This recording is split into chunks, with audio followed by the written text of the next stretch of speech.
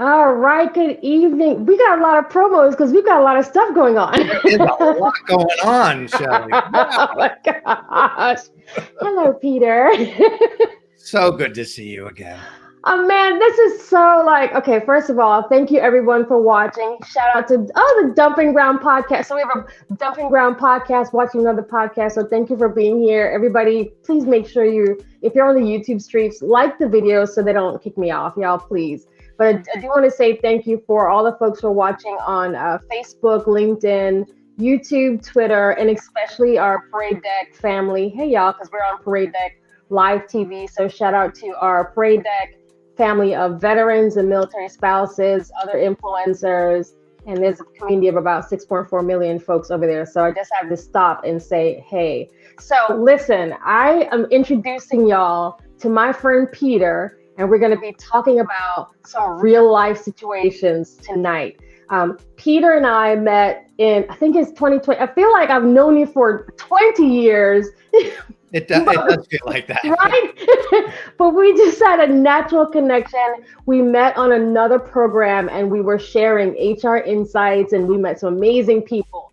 But I want to read something to y'all, and this is going to help you understand part of why Peter's here, because I think a lot of us are really going to benefit from the journey that he's on, so that we can get some inspiration. So again, thank you everybody for watching. Hi Sheila, how are you? I got to make sure I catch the comments because I'm usually terrible. And for those of you all who are listening, because we go on the audio podcasts and within 48 hours, so those of y'all who are listening, come back and watch the video so you can see how cute my friend is. But he's married, so don't try it. So Peter is the CEO for a company called True Bearing. He's a storyteller, he's a speaker. And when you ask him what he does, he leverages the power of narrative to drive change and humanize business by transforming the way we connect with talent. But there's a statement that Peter put out on a post on the LinkedIn streets where you can find him. And it really stopped me in my tracks. And it says this: I am taking a break from LinkedIn to figure out my future and advance my end goal. Now, if you are on LinkedIn with as many in his community or followers as Peter has, you know that, first of all, that's a risk, right? Not being on LinkedIn, because now you're moving yourself from social media. We know how scary that is, right? Oh my gosh, I can't miss a day when I'm not putting out a post. But the fact that you had this insightful response to what was happening, and I think again a lot of us are in that mode. I wanted to find out if you could share what's going on and what led you to make kind of that call. And we're talking about purpose, values, the future of culture, all of those things. But I think, again, this is going to help somebody else as well. Well, let me start with my purpose, and then an event some time ago that really shook me up and has kind of been guiding my decisions for the last 7 years. So based on the fact that we, all of humanity is deeply and profoundly connected to one another. My purpose in life is to lift those connections up so they're visible and tangible in our day-to-day lives, and they're recognized as a source of insight, joy, strength, and belonging. And that's what has driven me, all my life. It's why I'm a storyteller, because I love those moments where I'm listening to a story, a live story, and the storyteller says something, and I realize, wait, that storyteller and I've never met them before, but they're me. Like that what they have experienced is exactly what is in my heart and soul.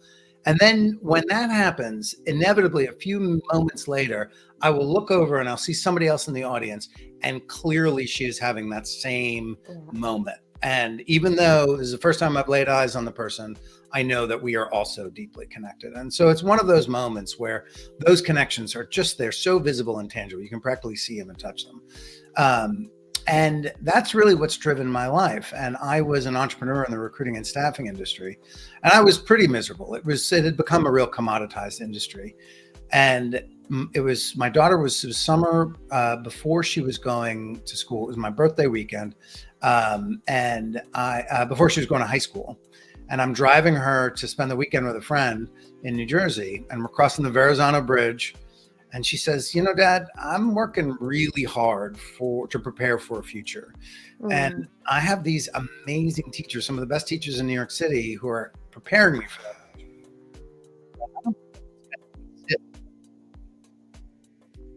And it's one of those moments that I do what you're saying. I did this. And I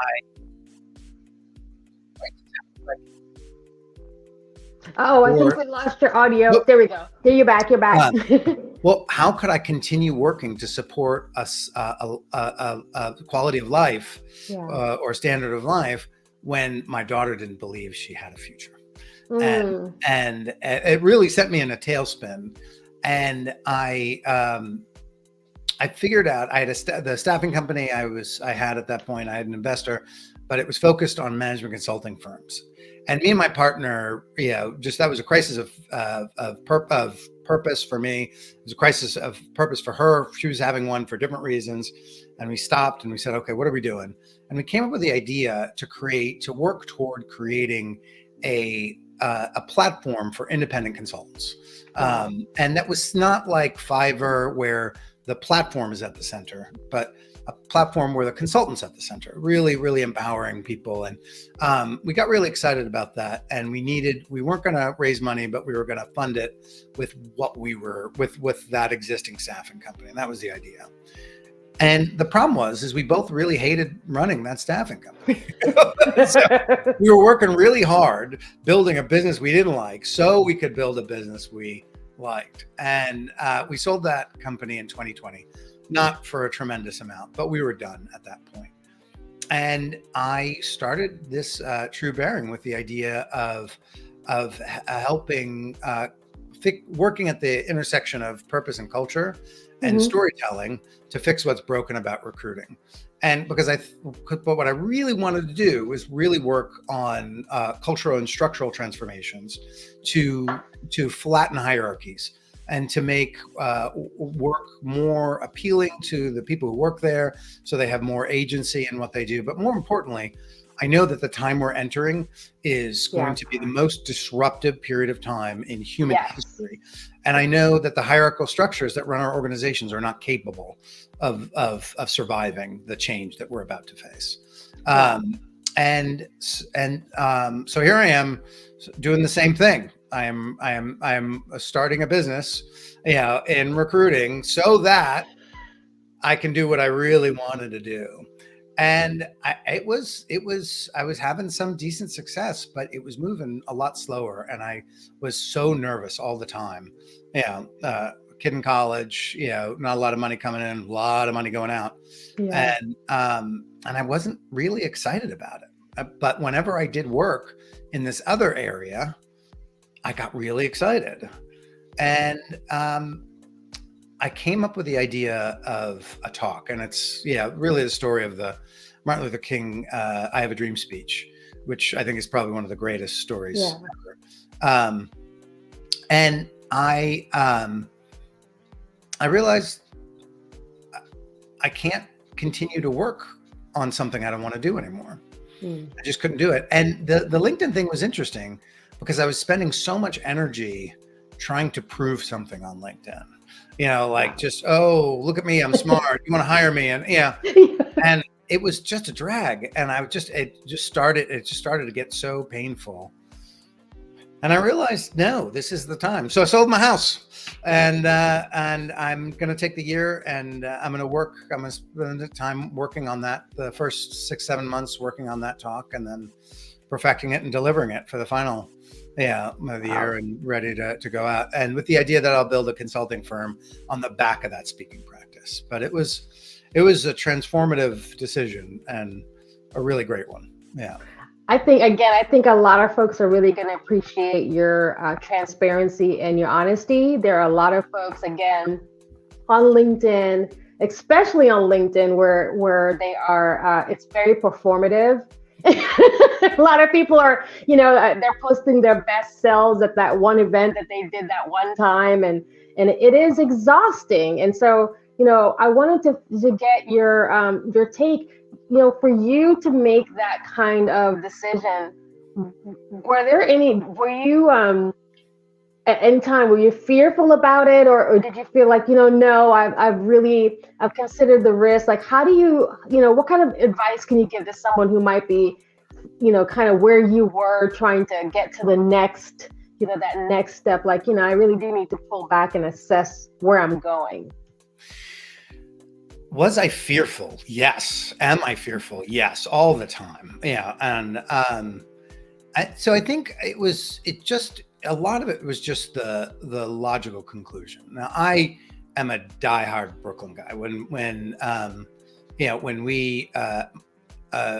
I got married, I told my wife, like, I'm never leaving Brooklyn. So you want in on this deal, you got to be comfortable with it. And my father-in-law grew up in Brooklyn, in the 50s. And it was a very different Brooklyn, that he grew up in. And when we bought our house, he called me up and said, "Peter, I spent my whole goddamn life trying to get out of Brooklyn. Now you're bringing my baby girl back there." But my wife has not been enjoying it. And for the last couple of years, she's been saying, like, I think I want to leave Brooklyn. And I was like, remember the deal? Like, nah. And, and then my daughter, just particularly, she's 20, she'll be 21 in 24 days, which is wow. bizarre. Not that I'm counting or anything.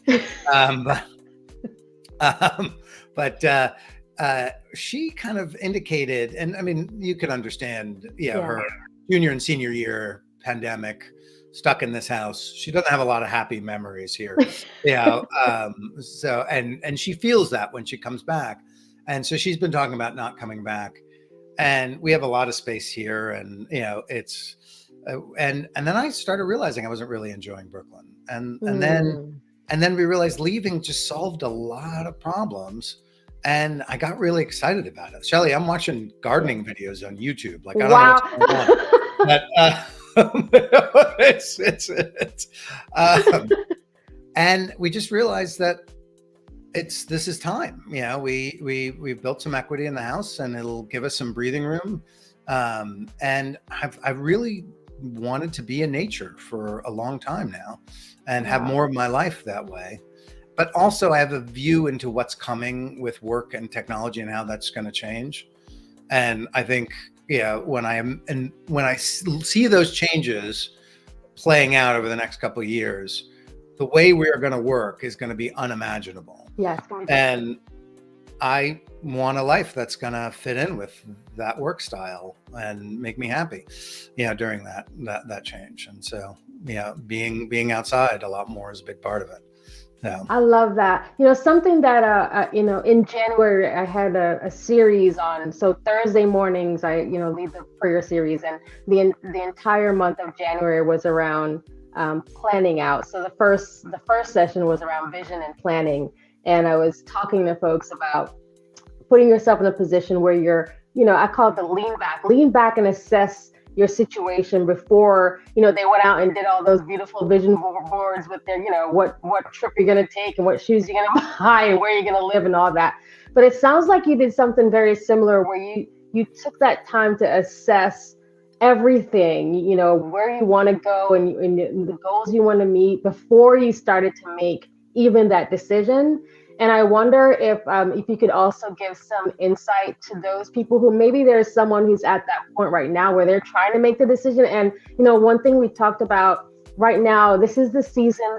I call it layoff season, and this is when a lot of companies announce layoffs, and so there are going to be a lot of people impacted in that way. So some people are almost, they're almost forced into their purpose because the situation has changed. But for those who are kind of on the fence and they're not sure how to make that, what kind of tips can you share with this basic assessment of where you are and where you want to get to? I'm glad you mentioned your prayer work, because I think faith has a lot to do with it. And I do believe that the divine wants us to be happy. And one of the things that one of the sayings, and it's a Buddhist saying, but it works really well with me, is life is suffering, and suffering is the result of holding on to things that do not last. Wow. And I read that probably 15 years ago in a novel about the Vietnam War, and I've never forgotten it. And it's guided me, because when I feel suffering, I just have to really look at what I'm holding on to that's no longer relevant or true, and let it go. And that in the beginning was really easy. It was, but then in the last 5 years, it became incredibly hard, because the things that I were holding on to were things like my concept of self, and my very idea of who I am supposed to be, my dreams, and I was there going through this period of time of suffering where the growing a business that I didn't really want was becoming increasingly difficult, and not only from what I was doing was very new, and it had been not been done before, and I was looking to dramatically change the model of recruiting to one of storytelling rather than advertising, and using stories about purpose and culture to attract people who want those things. But it was just moving so slowly, and it was really painful. And I was really nervous about money. And so it's this recognition, like, this is suffering. This is something that I'm holding on to. And when I realized selling my house solves a lot of problems. I don't want my daughter to be terribly in debt for college. I haven't been enjoying New York. And I realized that the dreams that I had, like we wanted to take over the whole building and have a house in the country. But those are very, very big dreams that aren't really relevant anymore. And the truth of the matter is I don't like I set that dream because I wanted to be in nature. And I thought I had to be in New York City for my work. Well, I don't. And so the dream, so it was really letting go of my dream, and then myself of like, I'm from Brooklyn. Like, that's like, the identity. I had brunch with my friend Roxanne, who I've known since I was 7. I had before we spoke, I spoke to my friend Andy, who I've known since I was 14. So much of my life is around this neighborhood. I've got cousins around the corner. So letting go of that was a really big thing. So the advice I would have is look at where there is friction, look at where there's suffering. And that is a good indication of where you might need to let things go. And for me, it was that. And also, I don't think the divine wants me to create a better recruiting system. No. And I've always been taken care of. There's been times where I've been like, I don't know how I'm gonna get through this. Plenty of times, and it's always worked out. And so why not now? Wow. Why not now? I'm so beyond myself right now, because again, I'm in the same space where I'm just going, I'm kind of going with the flow. And I think, something I tell people all the time is having the eye for opportunity. Like, you've got to know how to seize opportunity, but a lot of people don't know what opportunity looks like. Sometimes it's just like a very ugly problem that needs to be solved. And I'm crazy enough to say, hey, I spot a problem. I'm going to solve that, right? So the eye for the future and what's coming, as well as you're thinking about what's coming down the pike and how we work, with whatever is coming down the pike in business or in culture and all those things. Is there advice that you can share or tell us, like, how are you preparing for that, or what are you doing in terms of that? Well, let's talk a little bit about what I see coming down the pike. So I think when we look at technological changes that have dramatically shifted our society and the world. Hmm. So the locomotive, the the telegraph, the locomotive, the electric light, the telephone, the automobile, the internet. All of these things had a marked impact on our society. Yeah, and I don't know if any of your listeners remember the Yeah. days before the internet, but Yeah. I mean, and if you stop and think, like, how did I drive to a place that I didn't know Right. without the internet? Like, how did I manage to meet people, Yeah. for plans? Like, it's just mind-boggling. But and so these inventions have dramatically changed the world as we know it, and some of us have experienced those changes. Now we see generative AI, and it is just the Hmm. beginning of the curve. And we already know some of us have it like on our PowerPoint, and Yes. something that took us all day long is now taking us 15 minutes. Yeah. Yes. And so, but it's just the beginning, but it's not the only thing that's changing. So, I mean, if we look at the what transformative technologies are coming, we've got generative AI, we've got quantum computing, we've got our genetic work in CRISPR. We have we have 3D printing, we have robotics. That we have dramatic innovations in energy. I mean, there's a think tank that I follow pretty regularly, and they predicted in 2012 that by 2023 there'd be electric car that could go 300 kilometers, and cost less than $17,000 or less. Well, sure enough, it happened. Yes. In 2023, and they predicted that there will be no more combustion engines made in 2030. Like, they're Wow. clear on this, and they just had to revise their prediction, because they said that battery storage, the price of solar and battery storage, would be reach a certain point where it was dramatically cheaper than fossil fuels Wow. in 2026, but it's already happened. So we're gonna see this just dramatic change. And so one of the things that I'm really clear is that companies, as we know them, will not exist the way we think they'll exist. Yeah. And I don't know how they'll exist, but I know it's not going to be how they Yeah. happen. And because a small group of mostly men at the top of an organization cannot see all of the threats and opportunities that surround them. And we manage because they're big and they see enough. But now that's going to go on steroids. There will be so many opportunities coming at them at every moment, and so many threats coming at them at every moment, that small group of people who has bad vision about what's happening on the ground won't be able to manage it. And so we'll need to evolve into organizations that are more network based. And let's remember that this hierarchical structure that we created thousands of years ago, was created so illiterate, uneducated peasants didn't mess up farming and starve the whole community. That's why we did it.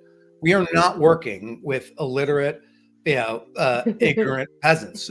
All of us in our pocket have access to the entire compendium of human knowledge. We're all, and I don't care if you're educated or not educated, we're smart people, and we understand our jobs, and we understand the impacts of what's happening around us. And if people aren't listening to that and they can't have a way of extracting those insights and recognizing their importance and acting on them, instantaneous, then those organizations aren't going to survive. Wow. Yeah. So, That's powerful. And I think that's also motivation when I think about just continuous learning. And for me, I mean, I popped into the AI scene, but I was encouraged by Peter, and I was very hesitant, and I have not looked back. And so it's for those of us who are, I call us the over 50 crowd, who are concerned about AI or worried about it. I think this is an opportunity, especially if you're still in the working space, right? Or if you own a business or you don't. You really need to get a good understanding of using this technology to help improve your business, improve your productivity, saves time, saves money, reach your clients, understand your audience, all those things. But I love that point about the change in the hierarchy of decision making within the organization. So those days where it's just the select few and the information kind of gets fed up, the upstream somehow. Even that, don't you think that will change as well, the way that the work groups communicate? Well, yeah, it's really interesting. So I think there's a lot of outcomes that are possible. There's the outcome where people like Elon Musk have all the power, money, Yeah. and I don't think that's going to happen. I think what I actually think, and it's interesting that you're talking about the layoff season and all these people who are like, maybe it's time for me to go out on my own and do my own thing. And I think I'm getting blurry on you. There we go.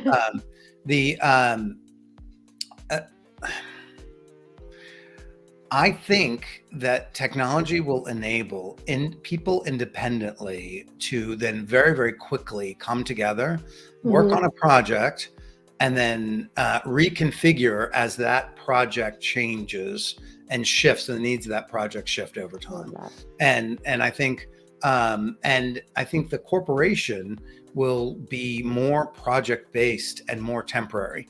So I think it will be like, oh, there's an opportunity to do X. And there might be a core people who are seeing those opportunities on the regular, but they'll have other smaller companies or independents join them for a period of time for the section of doing that project that's appropriate, and they'll split off. And I think, we've got all the crypto bros who gave blockchain a bad name, and they certainly did.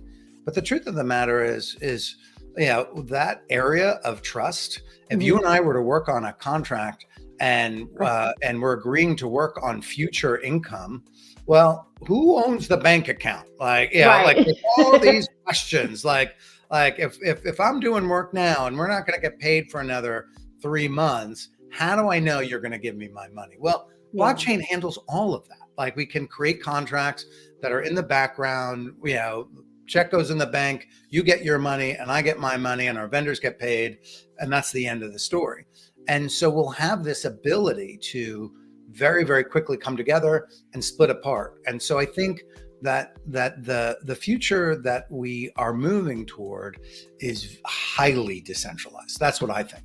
And that's what I'm hoping for, because it's a world where people are empowered, and I think the idea of, there are people out there, I've heard of them, who are fine doing the same thing for their entire lives. I'm not one of them, but we're entering into a phase where that's just going to be impossible. Change is going to be so fast that we will need to be adaptive in what we do. So that's where I think it's going. And I think some real power in creating those tools that allow people to really seamlessly work together, on a project, split apart and join other groups and move. But that's what I think that the future is like.